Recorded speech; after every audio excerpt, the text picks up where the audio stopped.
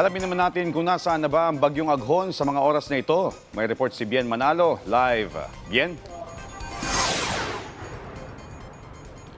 Joshua, patuloy na lumalakas ang bagyong Aghon at kasalukuyang namataan ang sentro nito sa silangang bahagi ng Baler, Aurora.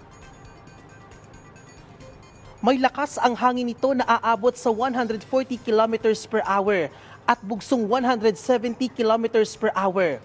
Kumikilos ang bagyong Aghon na hilagang silangan bahagi sa bilis na 10 kilometers per hour. Dahil dito, nakataas pa rin sa signal number 2 ang timog silangang bahagi ng Isabela, hilagang bahagi ng Aurora at Polillo Islands.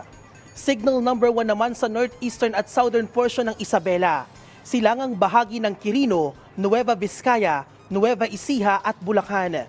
Nalalabing bahagi ng Aurora, Rizal, northeastern portion ng Laguna, northern at central portions ng Quezon, at kanlurang bahagi ng Camarines Norte, kabilang na ang Calaguas Islands. Pinag-iingat naman ng publiko lalo't higit ang mga residente na nakatira sa mga apektadong lugar mula sa banta ng pagbaha at pagguho ng lupa.